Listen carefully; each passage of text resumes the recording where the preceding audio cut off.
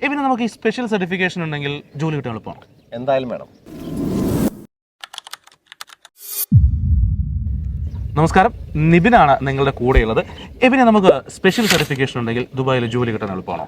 നമ്മുടെ നാട്ടിലെ ആൾക്കാർക്ക് ചിന്ത അറിയോ, ചുമ്മാ ദുബായിലേക്ക് വന്നാൽ എല്ലാത്തിനും ജോലി കിട്ടും. സെക്യൂരിറ്റി ഗാർഡ് എങ്ങനെ ജോലി കിട്ടും അറിയില്ലേ? ഒരു സെക്യൂരിറ്റി ഗാർഡായിട്ട് ദുബായിൽ ജോലി കിട്ടണമെങ്കിൽ സിറ സർട്ടിഫിക്കേഷൻ വേണം.